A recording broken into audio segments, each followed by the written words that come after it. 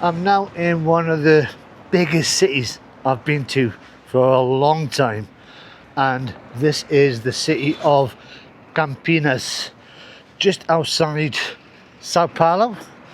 And I got here about half an hour ago, and after leaving São Carlos, after 2 nights of being there, that was hard.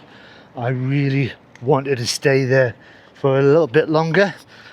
One of the best places I've been to in, I would say, the last month.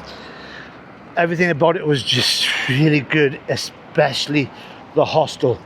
And last night we had a meal together, everybody in that was staying there, made by Humberto, who was a Venezuelan guy who made his speciality, his homemade dish from Venezuela. I made a video of what he did in the kitchen, and all of us sat down. Filmando, filming or photo? It's filming for YouTube. All right. Yeah.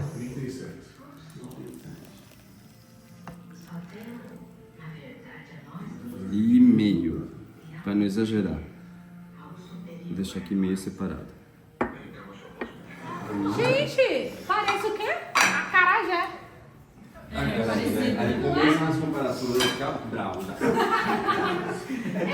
Aí tá pronto. Aí tá pronto. Agora você cuidado, coma. So what Humberto made was arepas, and it is, after finding out about it, one of Venezuelans' national foods.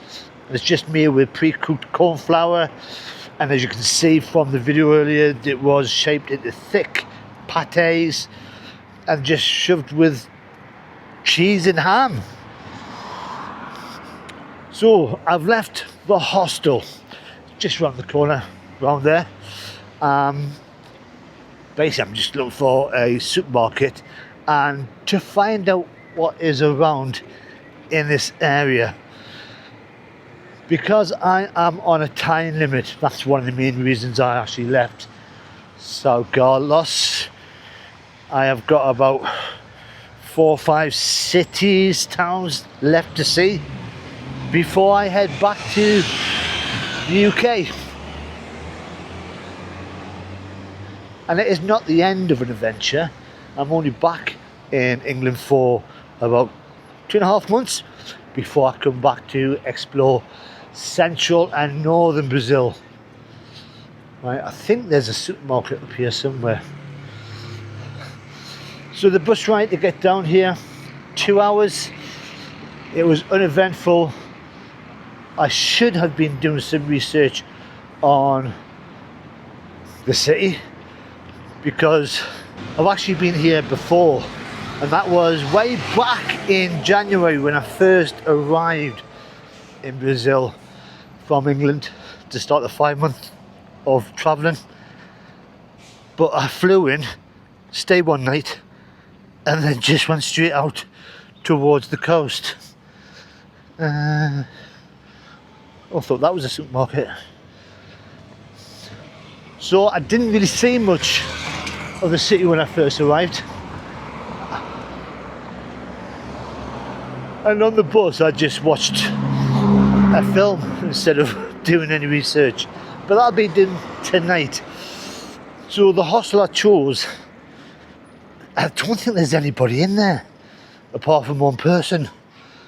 I chose it because cheap, £14 a night, self-service, which means there is no reception, nobody, but hopefully no ghosts, one person probably.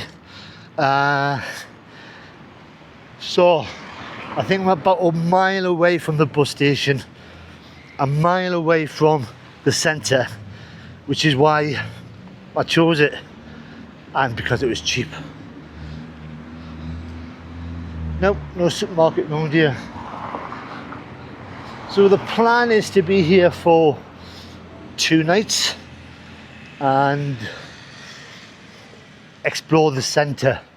Now I think this is the way to the centre, and the only reason I'm going to the supermarket is to buy some food to cook in the kitchen of the hostel. Let's drive through for. I really do want to do some cooking. Humberto last night got me in the mood for doing some. So, and because I'm going back to England very soon, I need to get used to using the kitchen again, which will be very exciting. But after 5 months of travelling, I am looking forward to getting back. It's got to that stage where, and because I've gone back to England from travelling before, I think about 5 times in the last 4 years, it will be exciting getting to my own bed, my own kitchen.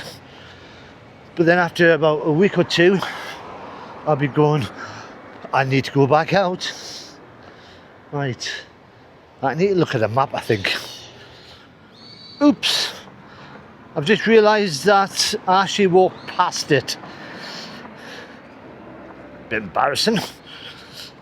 And you can just see the sun is starting to come down. I left it late to get the bus from São Carlos. So I'm going to have one in the supermarket, might as well take it in with us, show you what a Brazilian supermarket looks like. Now this area, I could say, what's my first impressions of the city? Well, this is residential area, so this is where normal people live. But as you look over there through the fence line, you can just get a taste of the city, because it is big. It's massive.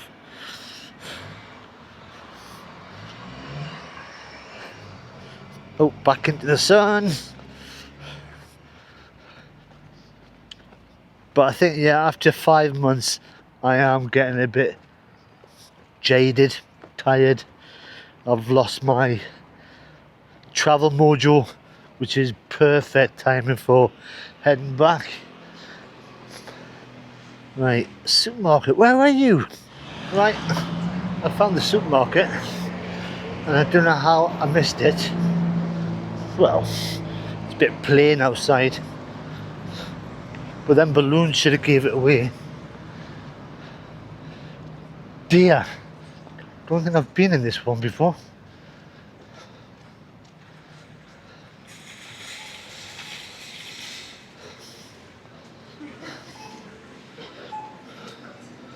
Right, I'm not too sure what I'm looking for.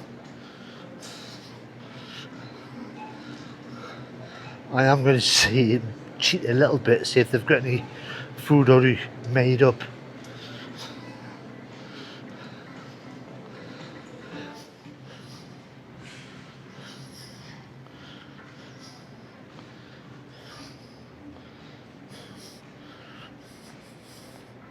That's a big space.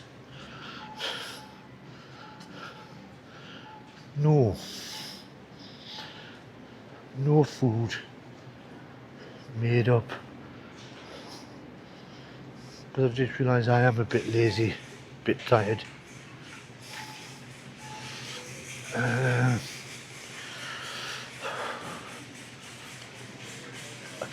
Now I've not had any noodles for a while. I might just go a bit crazy. And this is Oriental. Go on, let's go for this.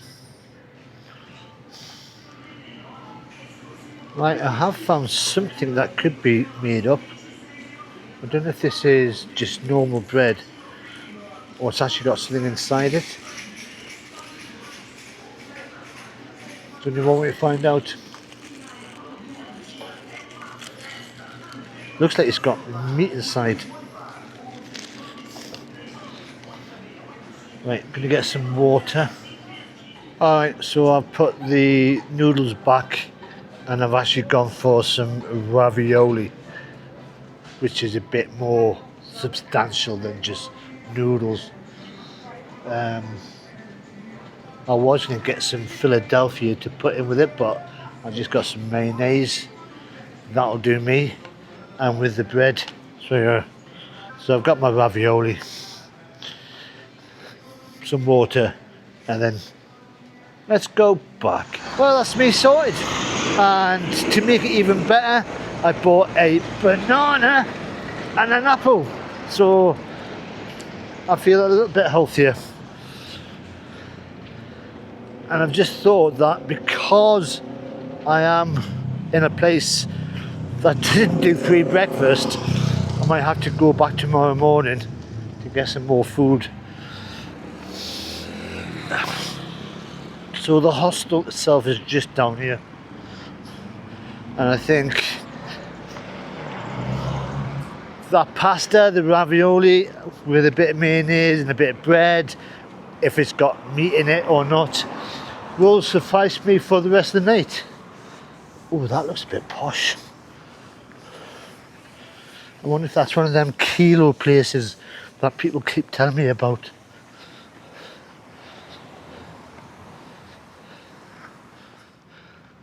And walking around, it feels quite safe-ish. Or you can get through the trees, a better view of the city.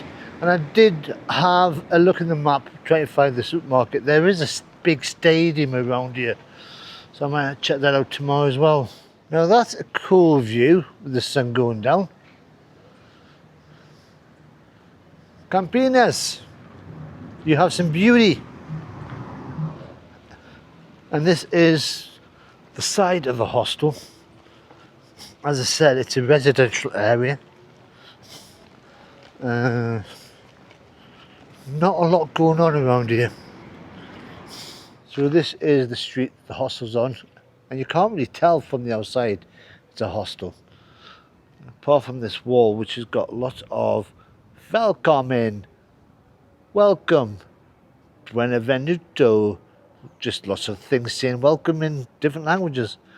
It just looks like a bit of graffiti. But as I said, it's self-service. Everything is done via WhatsApp, so no reception. So let's go in. Right, first look at the hostel. So you've got an outdoor area here, and up the stairs, another nice little outdoor area. I guess this is the social area. Big massive TV. This just looks like a cafe, but I suppose grab some food.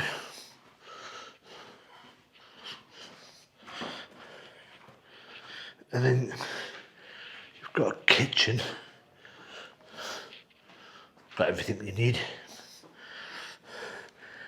Some food, but you've got to pay by Pix, which I don't have. That's a Brazilian thing, I think. And then my room, you've got to put your name on the door. Put light on. And this is it. So I think there's a guy there already. It's where I just dump my stuff. And it says you've got to put the stuff in your locker, but mine's got a lock on already, so I can't get in. But that was just a quick walk around. It's not exciting around here, but tomorrow I'm going to head into the centre, something I should have done about 4 months ago, and see what there is around there. But if you've enjoyed this video, then all you've got to do is press that like button. If you want to see what Campinas is like, then subscribe and watch the next video. But until the next time, I'm just going to chill. Bye bye for now.